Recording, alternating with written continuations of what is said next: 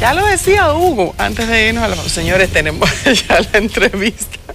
Como siempre, antes de comenzarla formalmente, nos acompaña Eduardo Sanz Lobatón, aspirante a senador por el Partido Revolucionario Moderno. Hay que decir muchísimas cosas, hay que hablar muchísimas cosas contigo, Yayo. Bienvenido. Ay, muy contento de estar aquí entre amigos y disfruté mucho el segmento anterior, coincidiendo con gran parte de las cosas que decía Hugo, de estas cosas que nos pasan a nosotros, que no tienen explicación. Definitivamente que no.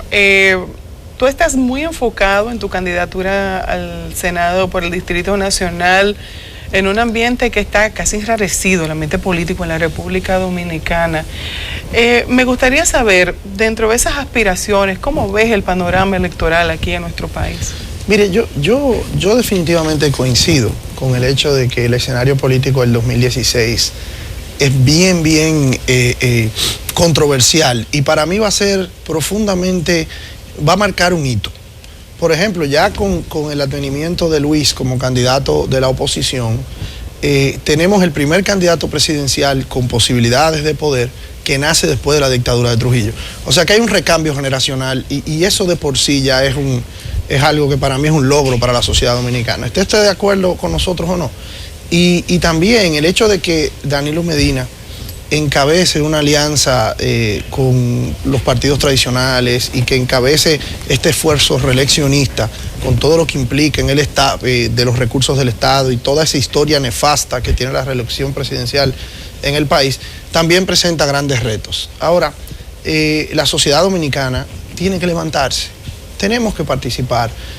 Inclusive yo he felicitado muchísimo cuando gente que no son de la política, el caso de Hugo, que no son de la política partidaria estructural, sino que son gente que vienen de esferas de la sociedad y se involucran. Eso es fundamental, porque mire, nosotros seguir dejando este país en manos de gente que en muchos casos, con honrosas excepciones, no tienen una trayectoria ni profesional, ni intelectual, muchas veces ni de activismo político real, es un absurdo. Y eso es lo que nos ha pasado, que la clase política dominicana se ha desprestigiado. Y se ha desprestigiado con razón. Se ha desprestigiado porque dicen una cosa hoy y dicen otra mañana. Porque no hay unos logros tangibles. Por ejemplo, usted que me habla del Distrito Nacional, yo le pregunto al televidente, la delegación senatorial y congresional de la capital, ¿qué factura tiene a favor de la capital? ¿Cuál es la legislación que se ha hecho para que en la capital, por ejemplo, regulemos el tránsito? Para que, por ejemplo, en la capital tengamos zonas libres para la inversión turística, que debió haber sido la ciudad de Santo Domingo, el puerto, la puerta para que el mundo entre a la República Dominicana. Sin embargo, en nuestro senador, que tiene muchos años ahí, ¿cuál es la factura? ¿Qué es lo que ha hecho? ¿Cuál es la propuesta? Yo le siempre digo, a veces de chanza y a veces de verdad, que el que conozca un proyecto de ley del senador de la capital, bueno, porque lo relija en su posición. Entonces, nosotros no podemos seguir con legisladores que van al Congreso a repartir habichuela con dulce y a repartir un barrilito. Esa no es la función del legislador. La función del legislador es fiscalizar al Poder Ejecutivo. Perdóname tú. Precisamente, tú me respondiste la pregunta antes que yo te lo decía. Te iba a decir precisamente cuáles habían sido los aportes de Reinaldo Pared Pérez como senador por la capital. Ahora, tú sabes que vas a competir contra el gobierno dominicano con la cantidad de facilidades y de privilegios que dispone el candidato del partido oficial en la capital, como el presidente que representa a su partido, bono gas, bono luz, comedor económico, fundita, nominilla. ¿Qué más le faltaría por ofrecer para competir contigo y derrotarte? Mire, esa pregunta es bien interesante y yo siempre la contesto de esta manera. Todo el que está en una posición de poder derrotó a alguien que lo estaba cuando él no lo estaba. Lo único constante en el devenir político de la humanidad es el cambio. Siempre el poder es derrotado cuando no cumple con las satisfacciones de la gente que gobierna. Entonces es verdad que hay bono gas, que hay bono luz, que tienen todo el poder del país y que en el caso de Reinaldo, que por cierto esto no es personal, soy muy buen amigo de él, Reinaldo es el secretario general del PLD y si él fuera candidato de nuevo, que eso está por verse porque no se ha definido eso en el PLD, evidentemente eso presentará unos retos adicionales. Pero yo creo que yo le doy la bienvenida a esos retos, porque la verdad es que hay que vencerlos. Hay que demostrarle al país que el PLD va para 16 años en el gobierno y no ha resuelto uno solo de los problemas cardinales. Ustedes hablaban del tema de la migración, que para mí, yo creo que en ese tema lo primero es que todos somos dominicanos. Ahí no tenemos una gorra ni de un partido, ni ahí todos tenemos que a una comportarnos para defender la soberanía de este país. Pero bien, es importante señalar que 64 de cada 100 inmigrantes ilegales que se encuentran en la República Dominicana llegaron aquí en los gobiernos del Partido de la Liberación Dominicana. También es importante señalar que en el año 2004 nosotros teníamos una ley general de migración que le hacía falta un reglamento de migración que hubiera evitado todos estos problemas.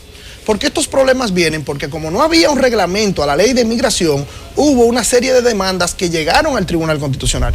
El Tribunal Constitucional emite la sentencia y por ahí María se va con el resto de controversias que no ha caído una parte de la comunidad internacional arriba. Pero si el gobierno de Leonel Fernández hubiera hecho lo que tenía que hacer, que era promulgar el reglamento de la Ley General de Migración, y lo hubiera aplicado, ese caso nunca se hubiera judicializado y hubiéramos estado hoy, como cualquier país del mundo, aplicando nuestra política migratoria. Pero lo que no hizo Leonel Fernández precisamente recae una parte de la cuota de responsabilidad sobre que no había oposición.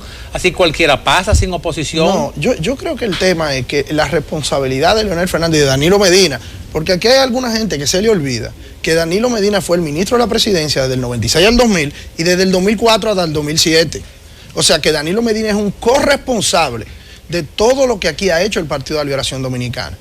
Ellos tenían esa responsabilidad, no la cumplieron. Pero además de eso, señores, la Cancillería de la República Dominicana parece que se acaba de enterar hace 2 o 3 semanas que nosotros tenemos este conflicto y esta situación.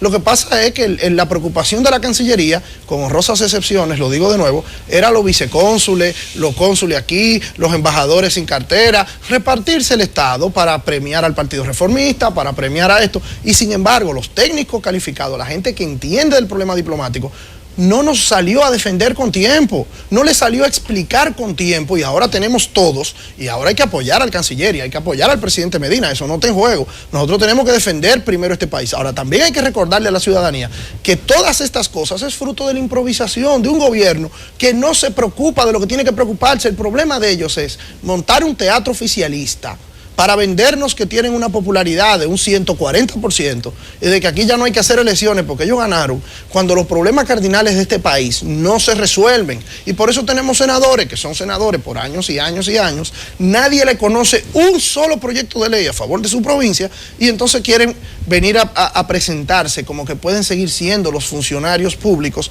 que nos dirijan y nos representen. Eduardo, mucha gente, te he escuchado, estás haciendo un recorrido por muchos medios y te he visto y te he escuchado en la entrevista, siempre te hacen la misma pregunta, que es ¿por qué senador? Eso yo no te lo voy a preguntar porque entiendo no solamente el legítimo derecho, sino la capacidad y por qué no al Senado de la República, en la plaza más importante que tiene todo el país, que es el Distrito Nacional, que es su capital. Ahora, ¿sobre qué propuesta quieres ir tú al Senado de la República en este Distrito Nacional, más entendiendo que aquí irresponsablemente nuestros legisladores hacen una campaña, Eduardo? O sea, a veces hablamos de tantas cosas que se divorcian totalmente de cuál es tu función dentro del Congreso de la República, en este caso el Senado. ¿Sobre qué base? Mira, Hugo, un grupo de profesores y profesionales que nos ha estado ayudando, hemos desarrollado una propuesta que inclusive está en nuestra página web y la hemos tratado de dar a conocer y lo seguiremos haciendo en 4 ejes. La primera es la administración del Estado, la reforma, influir en la reforma de la administración del Estado. ¿Por qué necesitamos un Ministerio de Obra Pública, pero también una supervisora de obra del Estado? ¿Por qué necesitamos un Ministerio de la Mujer, pero también un Ministerio de la Juventud? Cuando, por ejemplo, gobiernos como el de España funcionan con 9 ministerios, a nosotros no nos da 20 y pico de ministerios.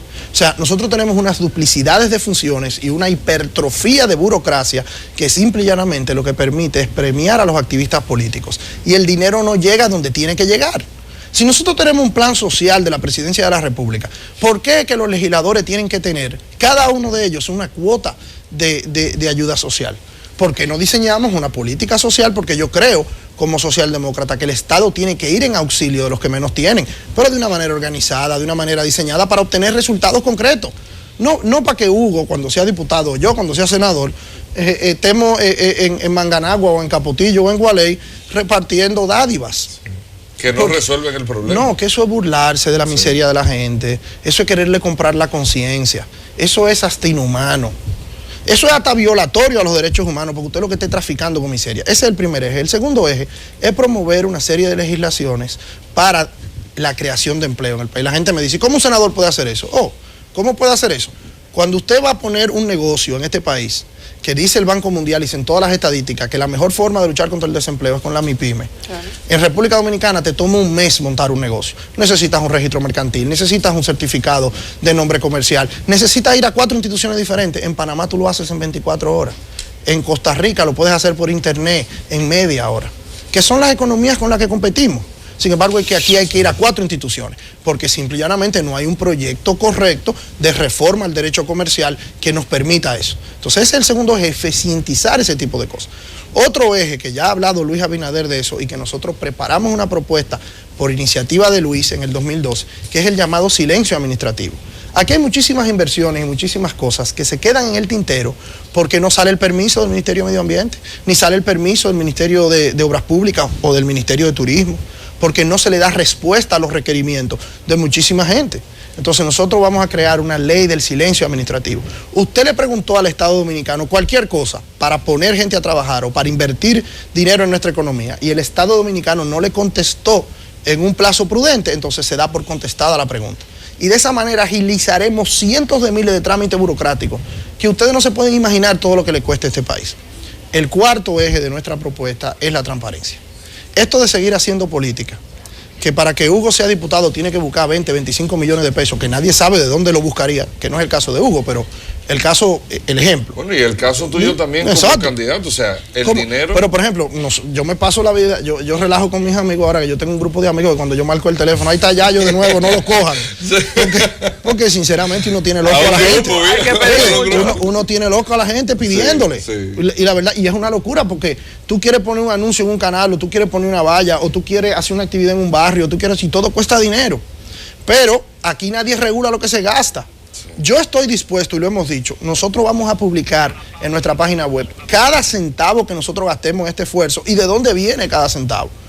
Porque nosotros lo podemos decir, pero entonces tú te enfrentas a un funcionario público que va a competir por una posición con el presupuesto nacional detrás. Entonces eso no, así no puede ser. La política tiene que ser transparente. Nosotros tenemos que decir, bueno, el candidato congresional o municipal tiene 3 meses para hacer campaña y no puede gastar más de tanto. Y bueno, nosotros vamos a hacer unos espacios públicos. Tú viajas por Europa, viajas por Estados Unidos y tú te das cuenta que en los periodos electorales crean unos espacios públicos y el que pone un letrero fuera de ahí es sancionado. Yo le digo, yo no tengo un solo afiche de esos de papel que se pegan en las calles. Yo tengo una publicidad que es bien pequeña, o sea, muy en el polígono central, pero yo no he ensuciado la ciudad. Yo no creo en eso, pero lamentablemente todos los demás o muchos de los demás lo hacen. Entonces hay que regular la política en República Dominicana. Entonces esos serían los 4 ejes de nuestra propuesta legislativa. Claro, hay cosas que no hay ni que decirlas. Esta mano no se va a levantar para aprobar préstamos internacionales, que nadie sabe para lo que es, que no tiene ningún régimen de fiscalización. Esta mano no se va a levantar para aprobar un presupuesto nacional donde un policía gane 7,000 pesos. Eso no tiene ningún sentido en un país que la seguridad ciudadana debe ser una prioridad, no solo por los derechos humanos de todos nosotros que tenemos el derecho a transitar libremente, es que nosotros vivimos del turismo.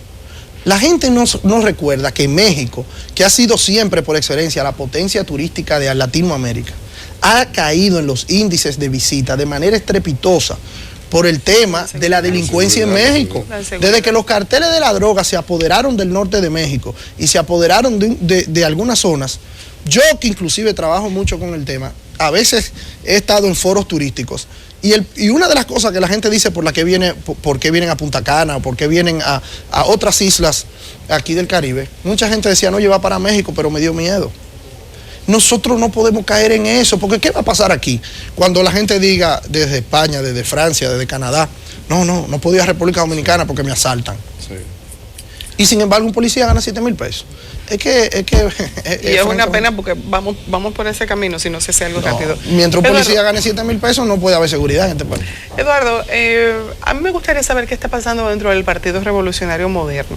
Hemos visto un poco más tranquilos el partido ya después que Luis Abinader salió como candidato presidencial. ¿Qué está haciendo? ¿Cómo se está preparando para una nueva contienda electoral que se ve bastante difícil y reñida para un partido que está, aunque los dirigentes que están dentro de él son personas de mucha experiencia política, pero es un partido relativamente nuevo. Vamos a la pausa y enseguida volvemos sobre ese tema. Ya regresamos.